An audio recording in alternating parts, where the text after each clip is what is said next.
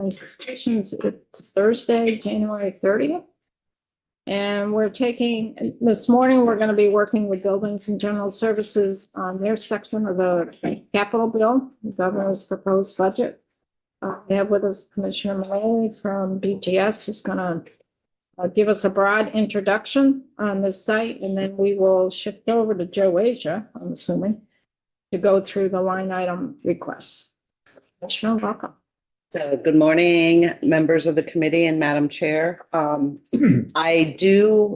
excited this year to, start working with the committee and present the capital bill and work through the process and to talk about the projects that we have oversight on and in some we see from beginning to end, and then you'll learn through this session.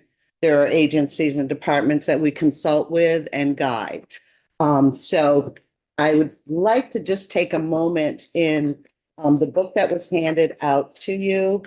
If you go to the Agency of Administration tab, for us, we call it Section 2.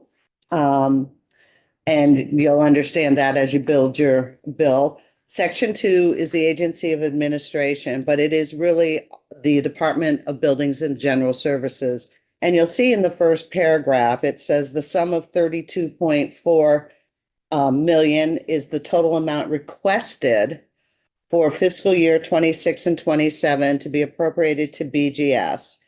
And then we talk about these are estimates only in the section because it depends on where the project's at. We may be at the beginning of design and development and exploring, and we do our estimates of what we think based on the programming the project would cost. In other cases, you're going to see that it may be a funding of a project that's been ongoing. We could have had an overrun, or we could be at the tail end of the project and we need the money to complete the project, and we would have identified that in the previous years. I'd like to just identify for you, the chair had talked to the committee about, and you had a presentation on the spreadsheet that talked about cash and bonded funds. In this book, not only on your spreadsheet, it's identified with the red numbers and the cash column. What correlates in the presentation and the information here is we're identifying what we're proposing of the 32 million, what's proposed to be cash and what is proposed to be bonded dollars. And I don't want to add any confusion, but I think with my team that you've met, especially with Director Aja, he may kind of go back and forth and talk about we're going to use cash here and we're going to use bonded there. So I don't want there to be any confusion because my team is looking for the whole amount, right? They're planning, they're looking at moving this project forward. So they're identifying, okay, we hope to get support for the money in this pot and this pot. Because if we don't get one, and you'll see this in time, or if we don't get the whole thing, there could be an issue with not having enough money to begin, or we may have to phase it differently. And those will be discussions later on as you start to build your budget, Madam Chair, that I expect we'll have with you as your committee starts to go through that.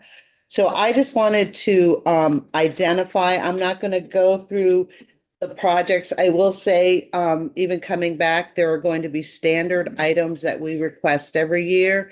If you go back to our presentation on the organization and the agency or the department and who we support, there are funds that are authorized in this bill that keep us operating.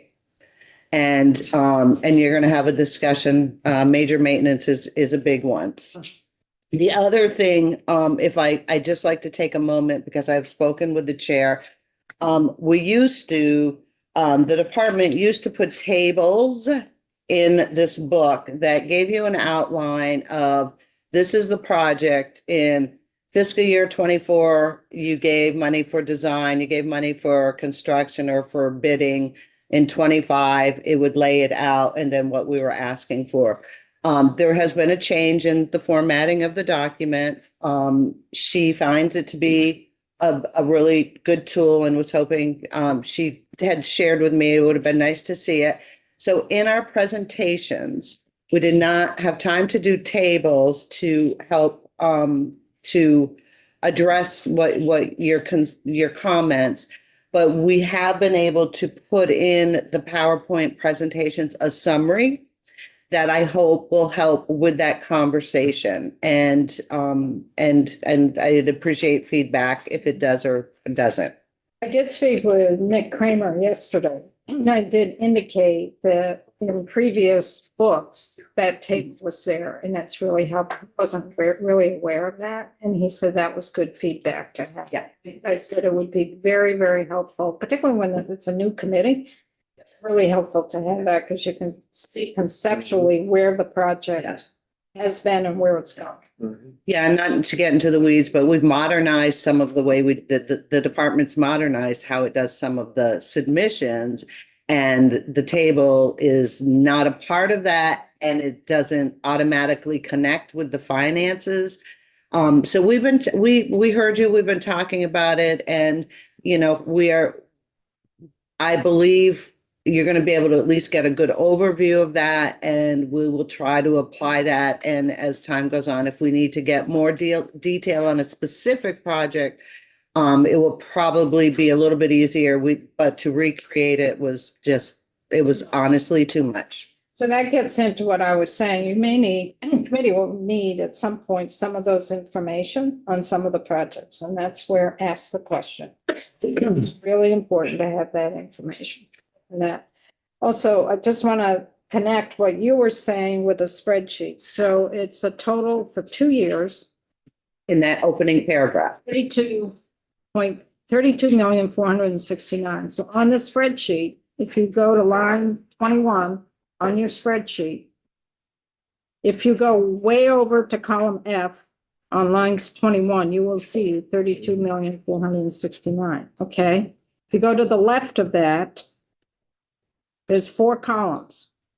Column B is for FY 26, 7.1 million.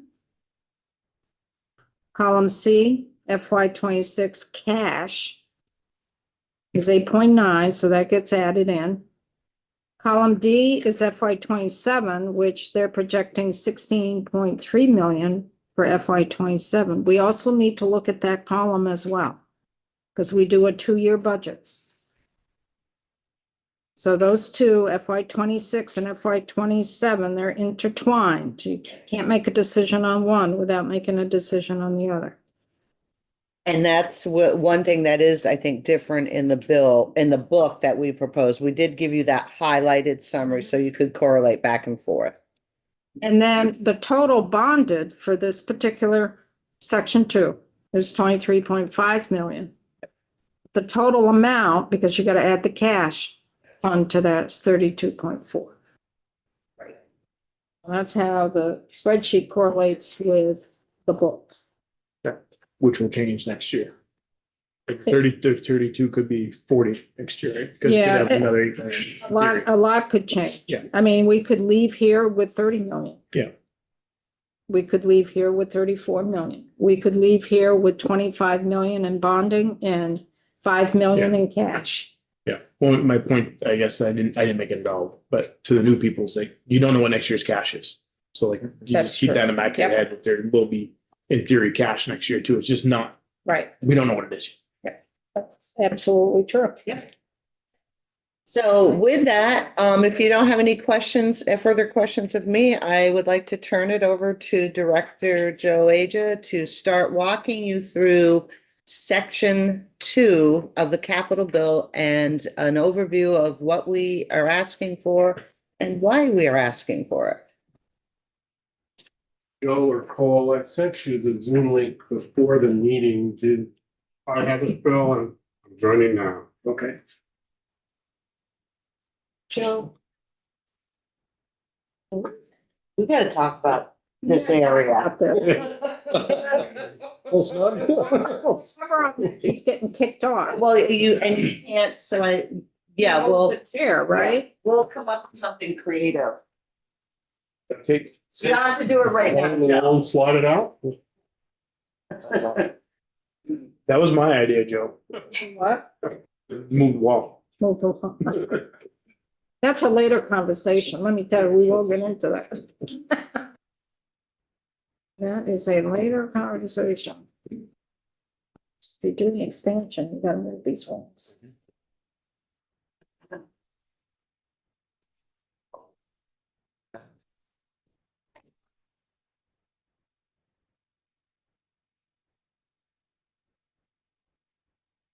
There's gonna be some music first. I'm not saying.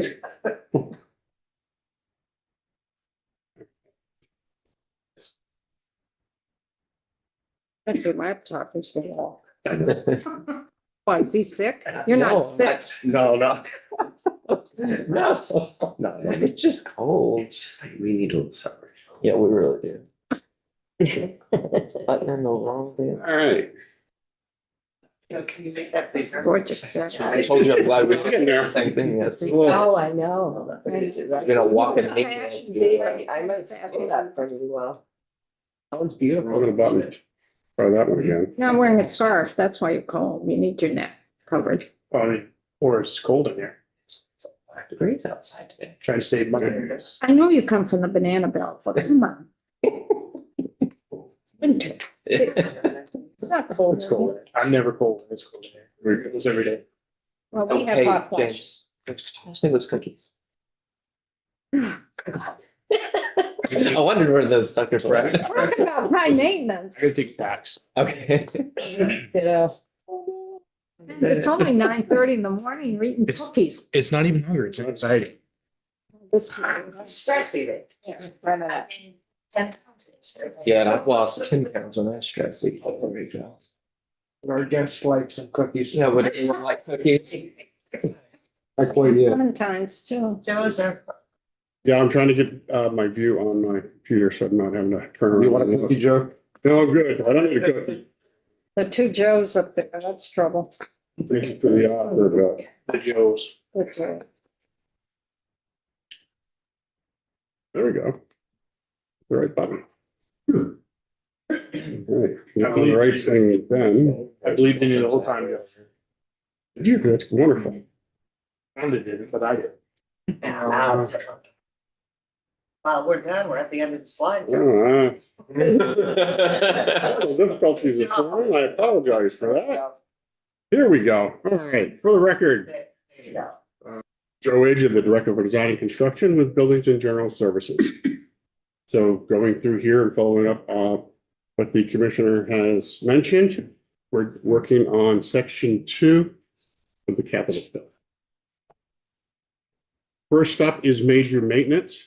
And major maintenance, I explained last time I was in here with the old biennium, giving you updates on that.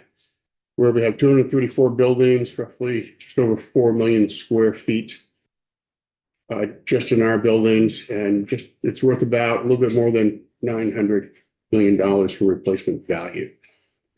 Of our buildings that we have, 59 of them, approximately 25% are operated 24/7. So it's correctional facilities, mental health facilities, public safety facilities. They're open 24/7.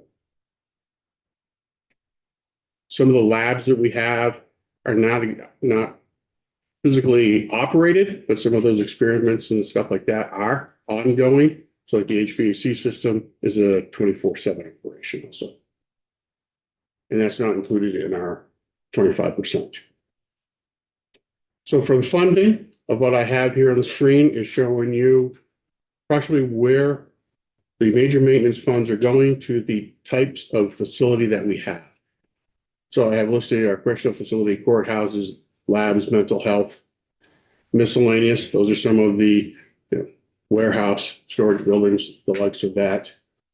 General office space, police barracks, and the state house. So you can see that it's roughly between FY 24 and FY 25. There's a split as to whether it's a correctional facility or office space that is getting the most out of major maintenance. The percentages are, quite high for correctional facility. Almost up to in FY 25, almost 40%. And with general office space last year, we spent just over 38. Joe, in terms of the general office space, how many buildings or space is empty? And I'm not talking about the result of the flood. I'm thinking in terms of so many people are working remotely, and what is happening with our office space with that? I mean, if I can jump in, all of our office space is utilized. It's utilized, and some areas, teleworking is maybe a little bit more prominent 3 days a week. Other areas, it's different. Our vacant buildings around the state outside of Montpelier are ones that we are either selling. I think a great example is the Zampier building. So we have buildings on our inventory that we have to keep a level of maintenance and operation that you've directed us to sell. And we can get you a more detailed list, but if you look down Baldwin Street, we've got two vacant buildings on Baldwin Street that we've been trying to sell in different ways. And then we have that in the Zampier It's one like building. Cherry Street, then the Windsor facility. And yeah, so But, if you go into the Waterbury complex, not all that space is full, like it used to be, because people aren't coming into work every day. I mean, there's a lot of unused office space because folks are working. Oh, we took a tour of that a couple of years ago, and we were just stunned at it felt. I mean, well, AHS just recently brought back the a large group of people from TCF. Waterbury that are doing direct customer client service. So it would look different today than when you toured it. And I think this would be a great conversation later on if you want, because we just identified, I want to do a utilization analysis. Just so when we're moving people around, we have a better idea. But you may see a workstation empty. Many departments now have shared space depending on, so the teleworking policy and what they've agreed to for those employees reflect how the space is used, and everyone is a little bit different. well, I think it's probably an issue that's going to keep percolating out there when people are very comfortable working remotely. And what does that mean for our office space? Troy, Just some numbers on that. According do to you have a this, bill on that, do you? I don't. These are the 2024 employee engagement survey. So 57.2% of state workers said they worked remotely between 1 and 5 days a week. 16.5% 5 days a week. 18% 4 days a week. 9.5% 3 days a week. And then trails off 9.27 to 2 days, 3.5 1 day. 10% said they work remotely less than 1 day a week. So 57.2 is the Yeah. between 1 and 5 days a week. And what's really important in that survey is it doesn't talk about programs. I'll use what I know. Joe's team, the project managers, they telework 3 days a week.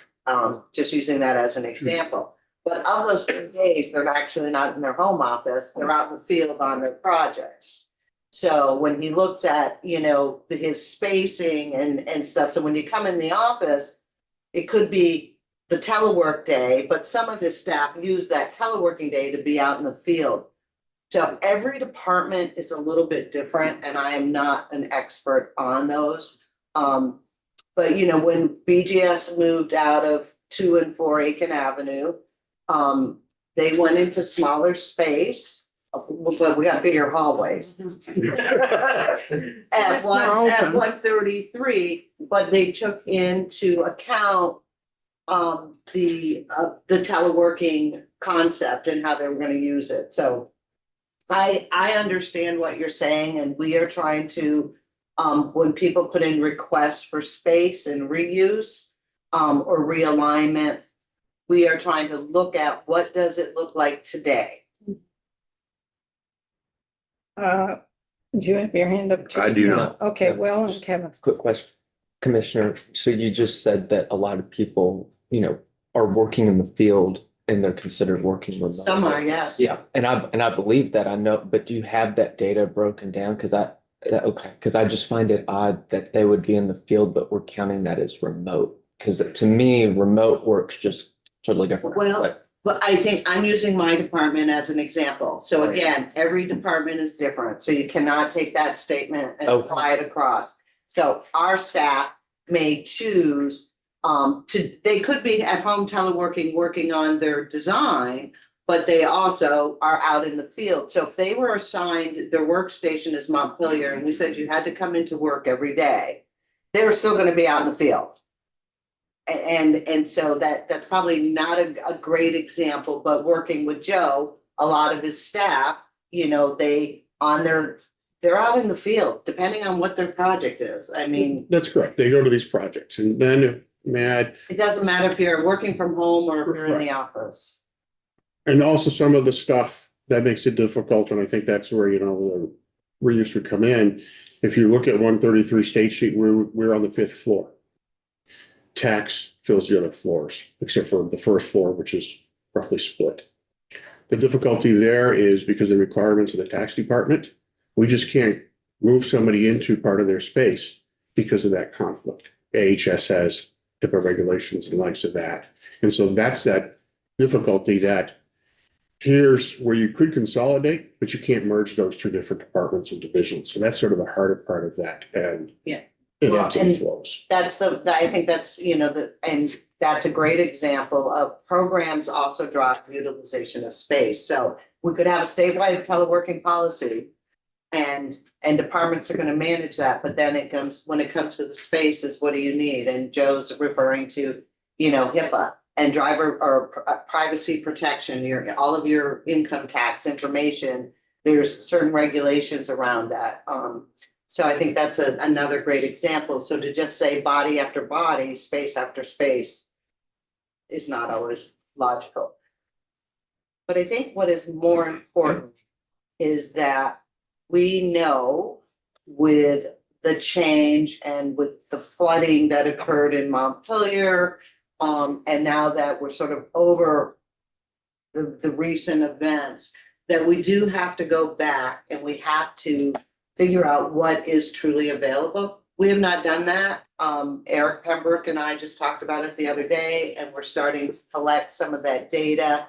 And we're gonna figure out how can we do a utilization of space with program? And what is the occupancy, what is the availability, what is the logic? So when we are looking at additional space or needing to bring in a program or a board, we've got some options instead of going out and leasing or finding new space or maybe building new space. But that's planning, and we are starting those discussions, and we will not have it completed before the end of the session. I'm pretty confident about that. Kevin? Just general education. Two philosophies. You get more productivity if you're in the office. Generally, I know there's a lot of variations, but who makes that decision? Is that a negotiated situation, or is that your decision that I want my people in the office when they're not out at the project? So I think the teleworking was a result of COVID. Sure. And I think that, so the Secretary of Administration, the Commissioner of HR, and I understand the state even had conversations with the union. So I don't set that policy. There is a policy on how departments can manage and utilizing that. And how you can set it up, but it really depends on the services you're providing. Okay. I personally don't telework. I like to be in the office. I like to be there with my team. Yeah. When I was at DMV, 3/4 of the employees could not telework because they were forward-facing customer service. Right. So every corrections, obviously, our correctional officers cannot telework. Right. So it's that conversation and the balance of how do you deliver your services? Okay. If I might, so BGS being in charge of buildings and et cetera, they're not in charge of that policy. They're in charge of what the state's needs are based on that policy, whether or not people are there or not there. Then they come to Wanda and say, hey, I need this space. So then they have to decide, well, first of all, is the space available? How do we renovate that space to make it fit for them, et cetera? That's what they deal with. They don't deal with like that kind of policy of whether somebody should or shouldn't come. Just once that decision is made by somebody else, they make the piece fit into the box that we have. So simplify it for my mind. When COVID hit, who decided that we were gonna be remote? The remote, And the fifth floor. let's say, That would have been the fifth floor. Well, I think it was the whole state. The whole state, yeah, that would have Right, been. I mean, even you all went through an internal Right. policy here on how you would operate during that crisis. Hospitals, figured out theirs. So the state looked at who could telework, what do you need to telework, what does it look like? So That would have happened with the governor, with the cabinet. right. that The the secretary. judiciary looked at their own policy And the That would unions. have- and So they, right. So if the governor said, COVID is over, I'd like to see us go back to the way it was before COVID, then we would flex to be within his request. I can't speak on behalf of how they would manage that. I think it's really important though, and I want to say this as a commissioner, having a one set policy to try to fit every service we do in state government will not work. We are all so unique in the services that we provide to Vermonters. And we have to be able to look at how we provide those in the best manner, in the most efficient way. I agree with that. Thank you. So, let's keep moving. I'm the one that started this conversation.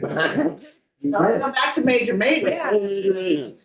We're working our way through it, so. Your point is, we still have to take care of the buildings. Right, Because buildings have systems that operate just like cars. Yep. And if you don't drive your car, it's worse. it could get worse, where in the world of maintenance, if we don't continue to maintain them, we could be creating bigger problems. Will get worse. It's true. I mean, there are systems that we gotta maintain, water, electrical, fire alarms, the likes of that.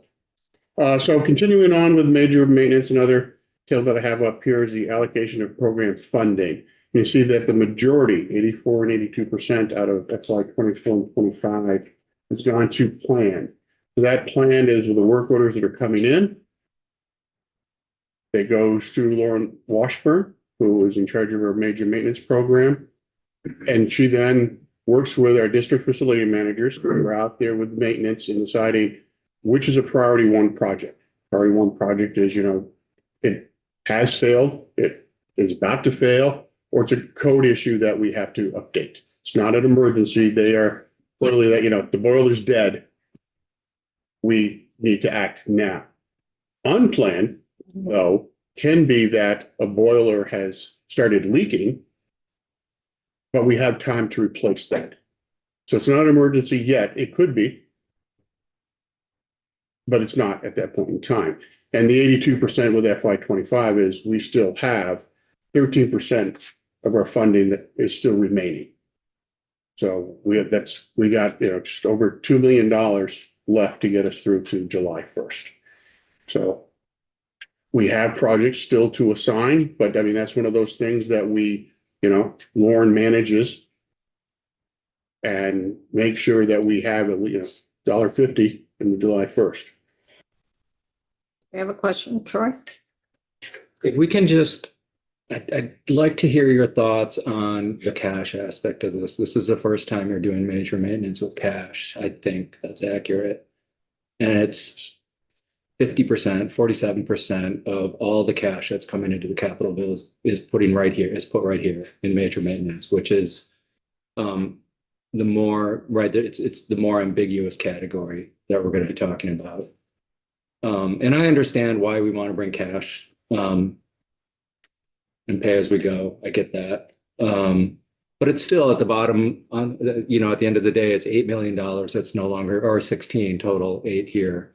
that's not in the general fund, going to other things, and we could probably all prioritize where we would spend $16 million out of the general fund.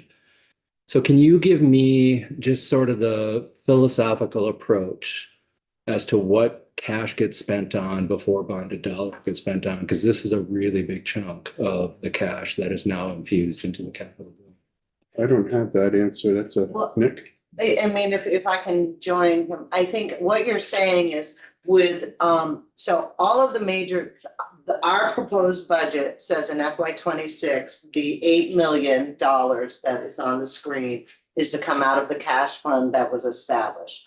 All of that, that's all we'll have, the way this is proposed in FY 26 to spend on major maintenance. The chart above, Joe, is showing that the funding, because of the previous appropriation, we're trying to show you that we are spending it very quickly. Remaining 13% to get us to July 1 is the number. So the way our bill is proposed, the 8 million in cash is what we're gonna have for maintenance. We will have that spent. And then, so I don't doubt that. Yeah, I'm just saying, philosophically, right, there's a reason why these long-term infrastructure type projects, and we can go through all of them, use bonded dollars. Right. That's been explained to us, and I adhere to that. I agree with that.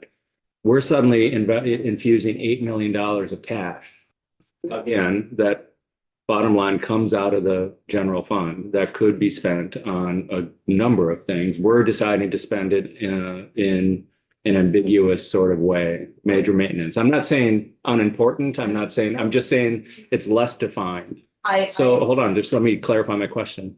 So my question is, do you have a philosophy, a rationale? How are you making the decisions about where we're spending $8 million in cash versus where we're spending, what's the balance here of 23.5 million in long-term capital projects? So I'll speak to the 8 million in major maintenance. We have a system in place where we are tracking, we have more major maintenance need than what is appropriated every year.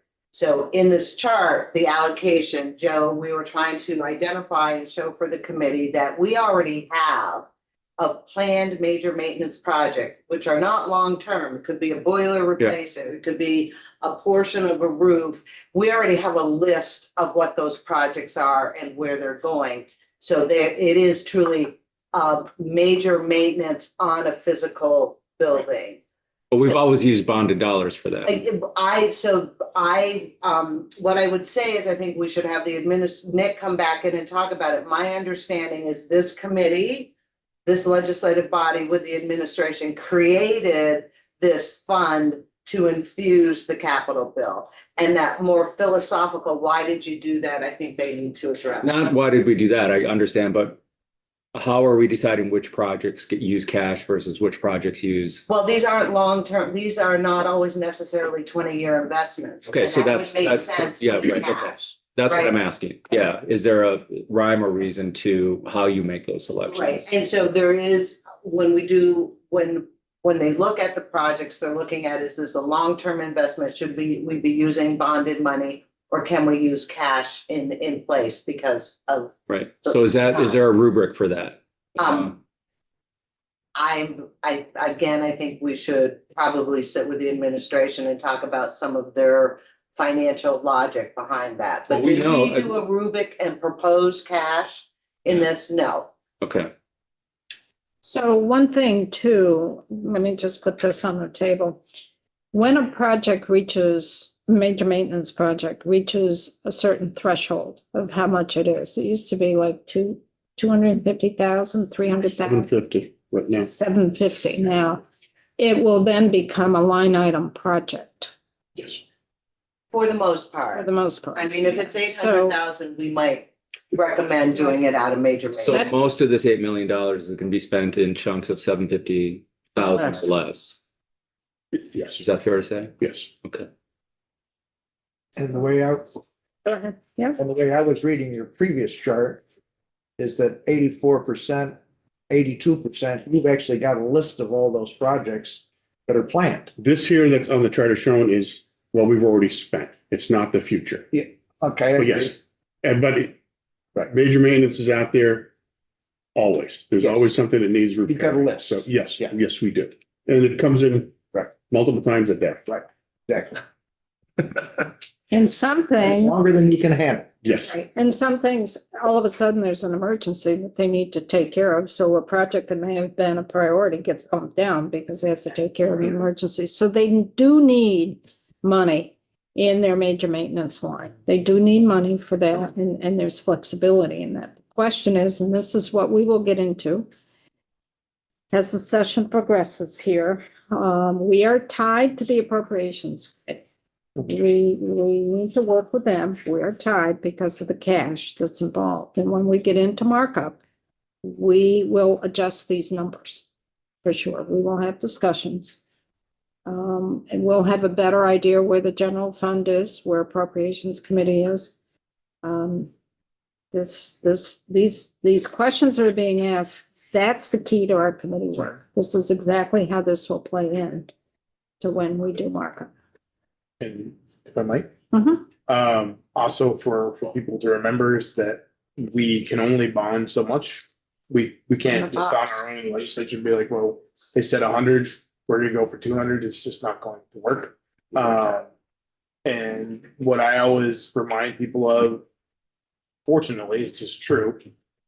Just like everything else, or most everything else in the state, we're not even spending this money to get ahead. We're spending the money to keep from falling that much further behind. Right. And eventually the chickens will come home to roost. And it's come with IT, it's come with transportation, it's come with buildings, et cetera.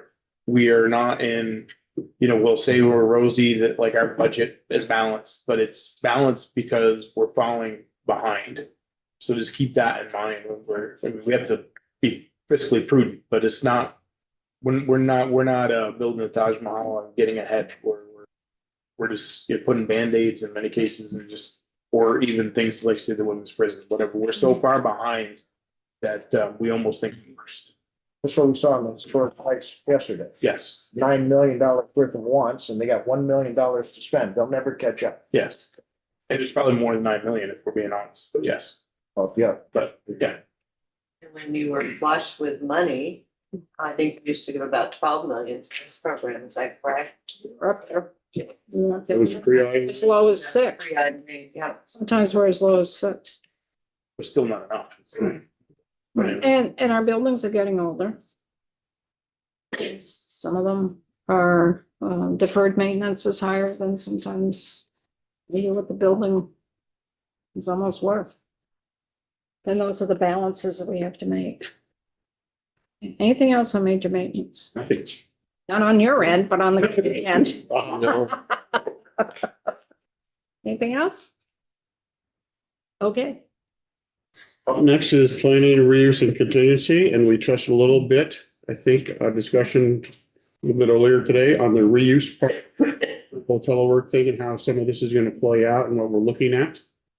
But it also goes to other areas that we need to make adjustments to when things come up, people consolidate, places get flooded, stuff like that. So that's also part of the planning side, and also some of the reuse side, and then there's a contingency that we have out there on our projects. And as the commissioner stated earlier, the numbers that you're seeing are the line item are estimates.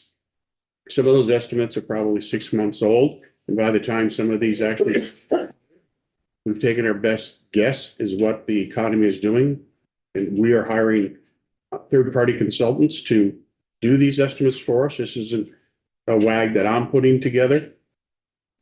So, everybody's doing their best guess, and you see that on bid day, even when we were opening bids, everybody's not within $5-10 of each other. Depends on the size of the project, there can be $500,000 separating the first and second bidder and then so on. And so it's really about that whole process of what they have for work, what they don't have for work, who their subcontractors are or subconsultants, and the likes of that puts that together. So we do our best in getting an estimate in front of you. Sometimes it doesn't always work out. prices are still high. Thankfully, we're beyond the paying for lumber or steel when it arrives on the job site, but it's still difficult there. And I just would like to say to the committee, so this is, and I'm participating with Joe a little bit because I'm also learning the department again and having to go back and try to understand decisions and how we're, working with this. You'll know, we did not spend any money. So I said, Joe, why did we not spend any money of this? And, Joe said, we've really been impacted as an organization by the flooding, and we've been focusing on major maintenance and working on our FEMA documents and moving that forward. We did reallocate in this year's capital bill. One of your reallocations is the FY 24. Is that correct, Joe? Yes. The FY 24 appropriation for this program. So we're proposing to keep our 455,000, I believe, from 25. And give us appropriations proposed for 26 and 27. For me, the planning part of this funds are really important.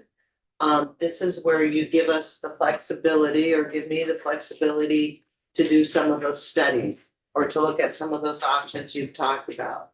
And a great example is I just met with Eric and said, let's start figuring out how we can do a utilization of space. This is where I would draw those funds from to manage that, to come back.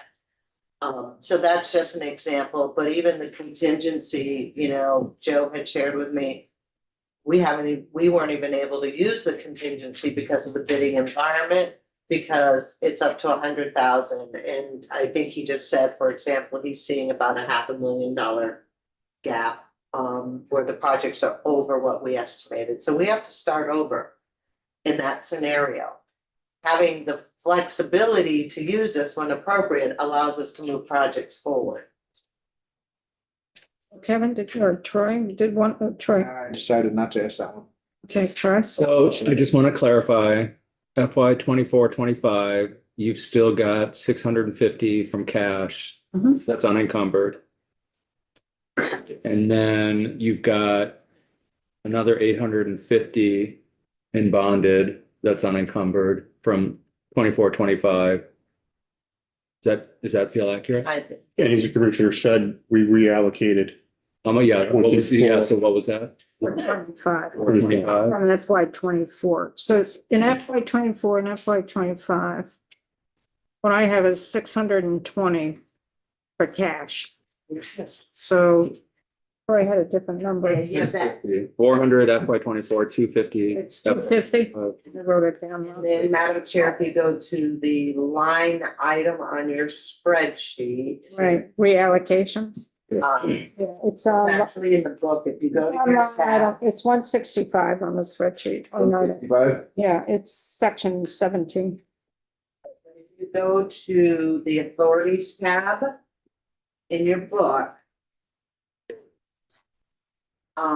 And section 17 of that in your book, I'll wait till you get there. Authorities are way in the back, folks. It's empty. Where is it? Way in the back, page Page 30. 30. Authorities. 30. If you go there, you'll see the specific items that total the line item in the spreadsheet. So item number 6 is 425,000 of planning, reuse, and contingency is being reallocated. So you still have 650,000 plus the 455,000. 425. I'm gonna have to confirm that. I believe we 55. still have 455 and the new ask that's on here. But I will confirm that for the committee. Yeah, because you had in FY 24, 400,000 in cash. And in FY 25, 250,000 in cash for a total of 650,000 cash.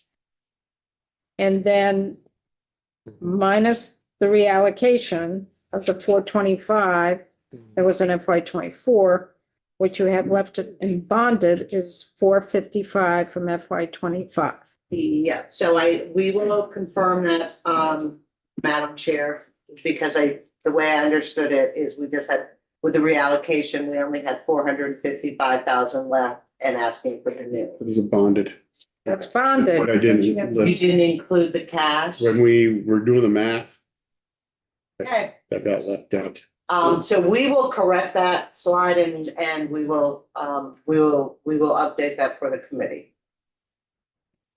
So maybe a question for later once it's clarified, but if it's that level of cash, 650 or 650, what is the holdup? Is like, is there issues with the project? It's not that no project exists, obviously. So what is the holdup of spending that money from previous fiscal years? Is it labor?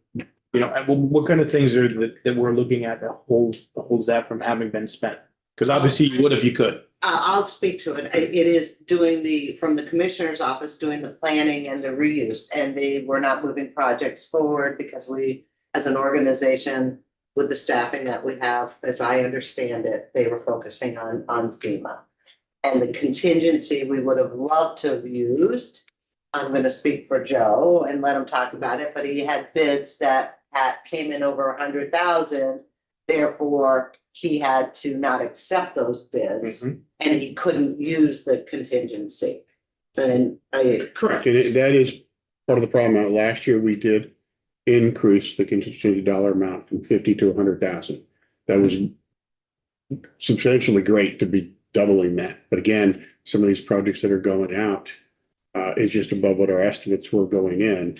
And, you know, can't apply that 100,000 when it comes in at 110, 100. So it sounds like so it's a mix of priorities being on the FEMA and lack of labor because of FEMA, whether it's internal or external labor, and the fact that the bids are so out of in the spectrum that you can't accept them because they're above it. So it's basically those two things are the major causation. for the contingency, yes.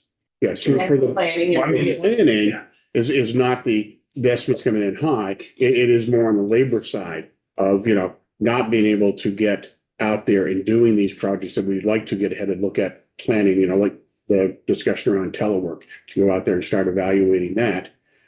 I'm down 4 project managers right now.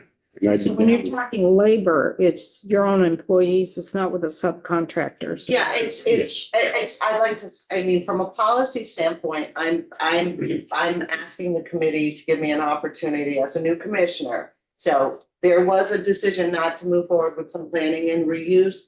And my understanding is because of the environment and everything that was going on. I am sitting here today knowing I need to use some of these funds to look at the utilization, to look at some of these studies that we weren't able to get done and to strategize and figure out how we're gonna do that. And this is where I work closely with Eric and also with Joe. And in those, we may have to hire a third party outside because project managers shouldn't always be doing planning and reuse. They really should be doing design and construction. But the contingency is real. I also just want to share with you, I've met with the AGC in my job. I've gone out and I've met with some of the Vermont businesses to get a better understanding of what's going on. Why aren't you bidding on our jobs? What's going on and trying to look at organizationally, is there anything that we need to do? And the common theme is the cost of construction and our estimates. And I'm just that they are seeing, and you might want them to come in and talk. I think it'd be really interesting. The cost of bidding is very high. Window of time, access to especially HVAC systems, certain equipment, there's a big lag time. And then just the overall cost and our estimation. And just to share with you, one of the architects said to me, Wanda, we just put out a project that was a standard office building, sheetrock, nothing glamorous, standard flat roof office building. It came in at $1,000 a square foot in our state. I thought we used to build correctional facilities for $1,000 a square foot. And that was a general office. I don't have an answer, but I am saying to the committee, all of this does come together and it's around this conversation. And we are trying really hard to, Joe, are our estimates solid? We are expressing to you, these are our estimates. And that's really important because sometimes you're giving us money up front, and then when we go out to bid, we could be off. So I'm sort of diverting, but I think it's a reality of the overall. So we're looking at this just in one piece, but it all connects. So you're reevaluating where you are in your bidding and your estimates. We're having discussions and we're looking at it, but we still have projects that we have to move forward. I'm very confident in the team and the numbers that they have. We have an idea, and Joe can speak more to the types of systems that are costing more and the lag, because he's seeing that in the bids. But it's very costly for these businesses, and they necessarily don't want to always do small projects. That's the other piece that we're learning. It's great for the contractors right now because they can pick and choose their projects. When they're busy. They're very busy. Their challenge is, yes, the estimates that are coming in, but it's also that they have a labor issue also, because for your major trades of plumbing, HVAC and electrical, there's just not enough people in those trades to keep us going with some of the projects that are out there. And so it's very difficult.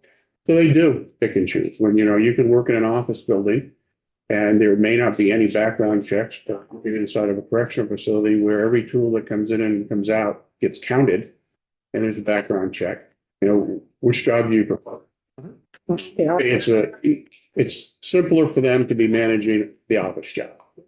And So, And just for the committee and business, we met with the agency and some of the industry members starting to, we're gonna do we have one on the 7th yes. of February. We're starting to reach out and work groups with them to work together to see how could we package differently? Are there different ways of us doing these projects? And just to have good conversations, because these businesses want to do work with us and we want to do work with them, but there is a little bit of change. That doesn't change our schedule or what our needs are, though. I just need to really emphasize that. More of a reset. And we want to do business with them and they want to do business with us, and we've got to give them good products to bid on, and we want them to give us good prices, right? And you want your estimates to be realistic. Well, our estimates are, we work with third party, but sometimes like when you say, hey, if we add a wing over here, what's it gonna cost? Joe goes back to the office and gets out his abacus. And he will look at a combination of projects and come back and say, the estimate is this. And when we give you an estimate in 25 and we build it in 26, yeah. you might have a little bit of gap, which brings us back to why this money is so important. Close the hole.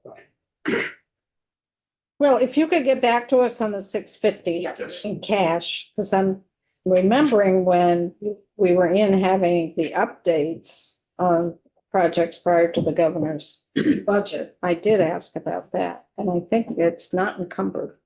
I think that's. We will. So we if you will could double check verify on and that. Verify and clarify. It's not committed.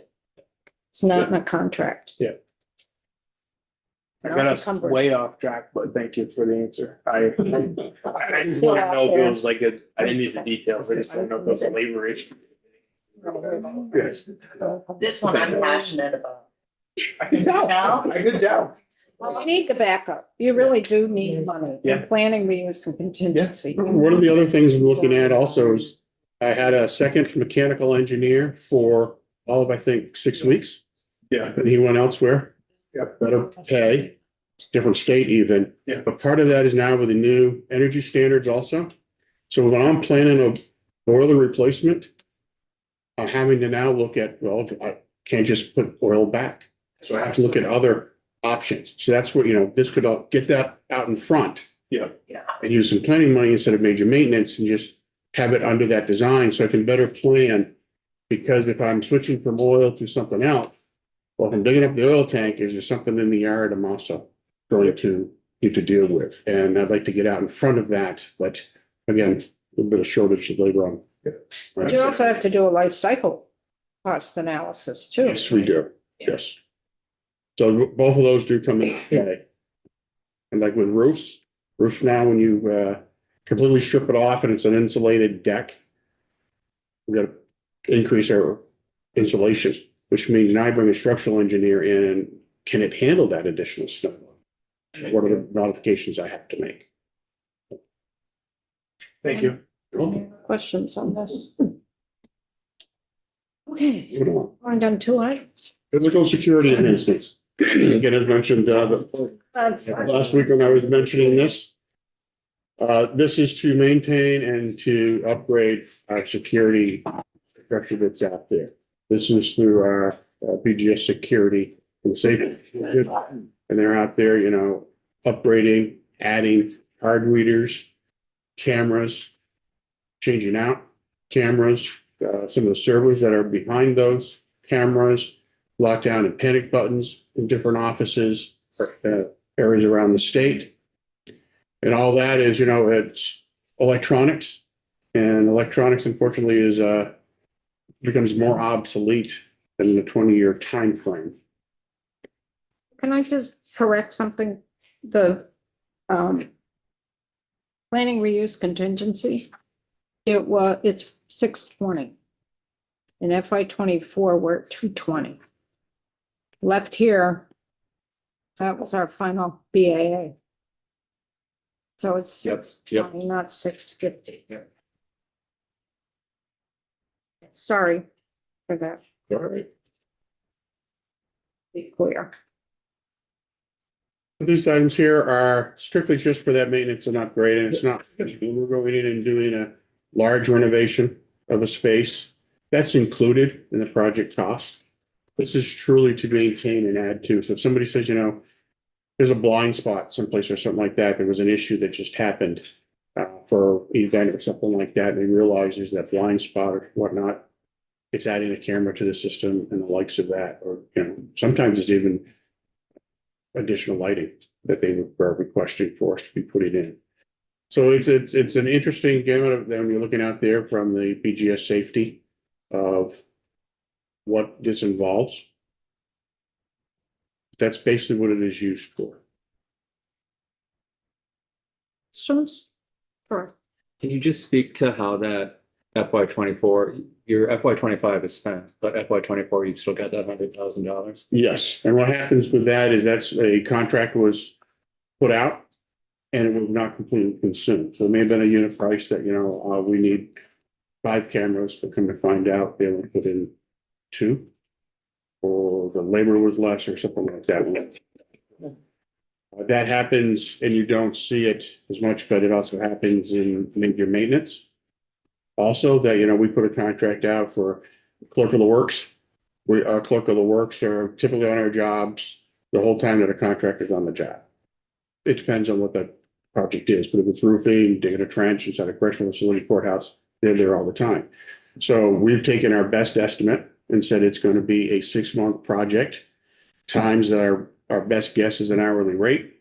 The contract comes in, we encumber those funds. Job gets done 2 months quicker, that money rolls back into that. And so it was 0 at one point in time when they started using FY 25, and then that money has come back in. And it's also when they're chewing up the books. Then, you know, fund the pocket change around and it gets added back in. So it will be expended. And this is, you know, as of the first of the year. So it very well could be expended. Thank you. We'll see what the spreadsheet says when we start repo. Last year's one. Well, you used up, according to the document you came in last week or the week before, FY 25, you got 250. You've expended 247 of that. We got about 2,000 left, 3,000 left for it, and that gets added to the 100,000. From Ebbs and- 24. It ebbs and flows until it's 100% gone. I think it's important for, for me, again, as a commissioner, from a policy standpoint, I understand every day the phone calls and what comes through, yesterday, there was a crisis in one community at an AHS building. So this is the flexibility that we have with the money. And as an outcome of that, we may need to put in more cameras, or we may need to change the locks on the doors. So while we talk about this as enhancements and plannings, as things evolve throughout the state at different state buildings, these are the funds that we use to be responsive to their needs. Because if we don't have this pot of money to use for that, then where would we take it from? Major maintenance, right? It all has an impact. So cash flow may not always align, but I think to the point that you just pointed out, we have spent some of it and we're summarizing here. But this is, all of a sudden the card readers can go in a building. I mean, the card readers could go, in one of the wings at AHS. This is where we would go to immediately, because you've given us the authority and the money to replace those. If I can add a little not monkey wrench, but another layer to this, good or bad, I don't know which. Major maintenance, planning, reuse, and contingency, and physical security enhancements. Those are the accounts, line items that BGS has a lot of flexibility. These are ongoing expenses. Every year, we have line items for these three items. And this is where BGS can have some flexibility. Well, this is how you allow us to maintain those responsibilities that you put under BGS. And so some years it may all get spent very, very fast, other years it may be a little slower. So the layer that I want to put on the table, and the commissioner can correct me on this, but we also give BGS the authority, give the administration the authority in section 2 to move money around between projects. That is correct. To a certain amount. And with the Secretary of Administration's Right. approval. So all these other projects that are in section 2, like say the HVAC system in 120 State Street, line 11, is not coming in as quickly as was anticipated, but there's more pressure being put on major maintenance. Some money from that particular project, that particular line item, BGS would have the authority up to a certain level. I think it's 250,000 to move money from that line item up to major maintenance, or vice versa. That's correct. And in our legislative reports that we presented to you at the beginning, we have to report to you on that, and we did not move any money. So there is a connection between that section reporting to the legislature. But I want to put that on the table, that in section 2 as a whole, BGS has authority. We gave them in statute the authority, they can move money between those projects. And then I think it's at 250. Yes. And there's a. Emergency board or It something. goes to the Secretary of Administration. And I believe we've always, in my previous experiences, notified the chairs to let them know there was a situation, but that has not been utilized last, well, at least I know it did last year. No, but also it was utilized. I can't remember specifically which project it was, but I had to go before the emergency board. That was Williston Public Safety Public Facility. safety, and we also give authority to pull money between sections as well. But that has to go before the emergency board.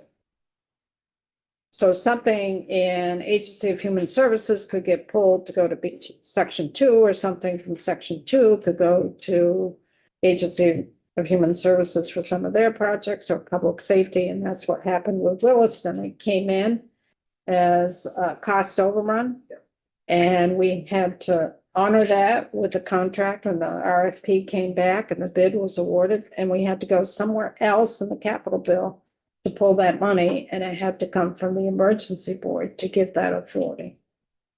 Well, Madam Chair, I appreciate having the ability to work in that way because stop a project when you're not in session It's expensive. and delay creates a whole other host of issues. So I'm thankful that you've given us some wiggle room or some areas to work in with guardrails. So this is like peeling an onion.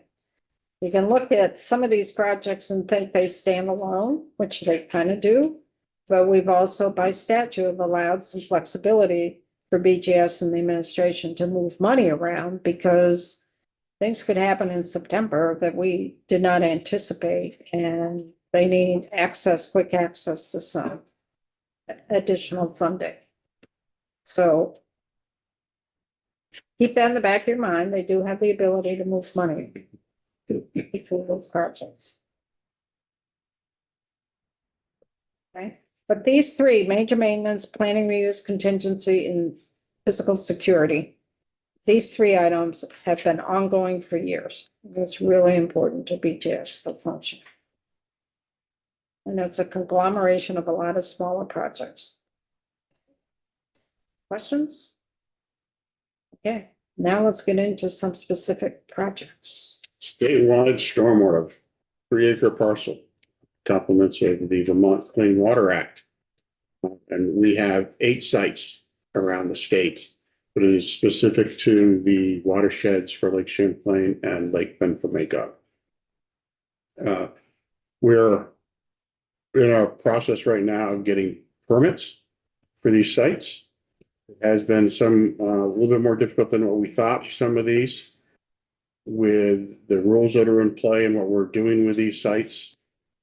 And so it's taking a little bit longer than we thought. We thought by now we'd certainly be having contracts in place for construction. It's roughly here on the list is the order that we're going to be going out to bid. Shortly, Regens will be out very soon. And then following the Middlesex site and then Waterbury State Complex. So those three, Virgins, Middlesex, and Waterbury are going out to bid shortly, those three. It'll be by late spring. Hopefully they're all along their permit comes in. And then for the other ones, we have, from the time that we get our permit, we have 5 years to complete that work. From the time you get the permit, Yes. you have 5 years. Sure. What is that work? Like quickly, you don't have to get in the weeds, but like, what do It you? is weeds. It is weeds. It's weeds. It depends on the site, but basically what we're looking to do is a gravel wetland. So what you're doing is you're trying to capture, whether it's through culverts or swales, runoff from roofs and driveways, and direct that to a certain area that becomes a low point and gets to settle out there before it continues down to a brook, another culvert, swale, whatever. Yes. It keeps it from really flowing through the lake. Once it filters out through the gravel, it's cleaner water going to the lake. And then quick follow up. Do you think that kind of stuff you'll get some more bids on it because it's not so complicated, or do you think you're going to struggle with that too? There are a lot of earth contractors out there. But again, if we can get them out in the spring, we should do pretty good as people are aligning their jobs for the rest of the summer. So, basically, got hope. Yes. Yeah. Okay. Thank you. Yes. So for those three that are going out to bid this spring, what is the cost of those three? Don't have estimates on those. And they're all slightly different because of the way the sites are laid out. So I don't have that yet. We got to finish up the permitting to make sure. Some of that permitting, I think I mentioned last time I was here, going over last biennium, looking at Middlesex and trying to, shave off pavement here and there. It's not that easy permit-wise to reduce that. So we have to take that into account. In Waterbury, even though after Irene, we do have a stormwater permit for it, it was for the area that we were working and not the entire site. Now it's the entire site that we're looking at. That's what we're up against. Right. Opera funds, Mhm. good, is here. Oh, we So- returned 211,000, right? Yes, there was $211,719 in unobligated funds. They had to be obligated by the end of December, right? 24, that is correct. And so we didn't meet that because of permitting issues and trying to get that design to equate to what the permitters were looking for to get that at the door. The rest of them though? The balance, is that, The balance of the ARPA funds, yes, Yeah. that is obligated Okay. and we're all set. that's what I, yeah. Yes, And that has, that almost 400,000. The project has to be completed and paid for by December of 26. that's correct. Kevin? When we're fortunate enough, to get competitive bids, who makes the decision on who gets to work? So it's, Depend on the it's a, money or? it's a type of bid that we put out. I think I went through this the other day, the type of projects that we have. So we have, it can be a lump sum. And this is a project that I believe all is would be lump sum projects, so it would be the lowest responsible bidder. We had a bid last year for the Northwest State, excuse me, correctional facility, where I had one bidder at 500,000, another one at 1.9. Without having a third bidder, didn't know who was right or wrong, but going into that, we didn't have enough money at the 1.9. But we did talk to the bidder who submitted the 500,000, and they did not carry everything that they were supposed to in that project also. So it wasn't that we were able to award it to them because there was razor ribbon that had to be removed, put back, and they didn't carry it. But they didn't qualify their bid for that either. So that's made it a little bit harder. And I just want to add, I think it's really good. So we oversee as a department, contract and purchasing. So Joe has different tools to use in bidding depending on the type of project. And I think that's really important. So that's part of that evaluation. But but all bids are evaluated equally. There's a clear policy and there's statute that apply to how we look at bids and determine if they're responsive or not responsive. And that's what Joe was just highlighting, like the razor, fencing being put back. So you have to go, there's criteria, it's weighted. It's quite a detailed process. And I just want to emphasize, it isn't just looking at the bid saying, yeah, we're going to go with this one. Everyone has to be treated equally. So for the ARPA funds, the remaining, what's already there, almost 400,000. That has been encumbered. Yes, that is correct. Is that for the Virgins, Middlesex and Waterbury, or is it That is for all of those, for the design and permitting of all of these. So we. all 8? All 8, yes.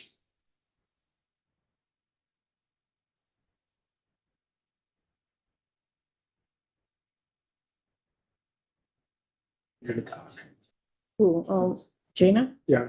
We've only got 7 listed. Just smiling, she's so there's. go ahead. Oh, you don't have a breakdown on estimated costs on these yet, do you? I do not. And then, Can't count. do they all empty into the Lake Champlain watershed? And like. No. No. Northern State Okay. goes to Mount Vernon Golf. So I have a question Yeah. and to echo Sean, I don't want to go in the weeds on it. But just a quick overview and maybe it would help somebody else too. So you put in the 3R, the area, the catch the sediment, et cetera, right? Is there, is it just done? Or is there, plans that have to be in place, say 10, 15, 20 years later, you dig it up? And, because obviously it's capturing stuff that shouldn't be running off. Is it a permanent or is there a long-term plan that you gotta come back and basically redo it? Maintenance is required. Okay. And there's 2 different types of levels. One is yearly, the other one's every 5 years. Engineers inspect it every 5 years to make sure that it's still in compliance. So sometimes when there's a heavy rain, last July's flooding in Waterbury, all of our sediment areas were all filled in with silt. So we have to go out there and fix that. Detailed enough for my Appreciate it. Thank you. Ongoing cost. Okay, thank you. Other questions? So we've been here for an hour and a half. It might be good now to take a break. Oh, just quickly, Troy mentioned in the, I think it says 8 sites, but I think there are only 7 sites listed. Yes. Joe said he couldn't count. He's used to I will millions. confirm that. He's used to millions. He's not used to little dots. That one digit. Digit. When you're used to millions, it's hard.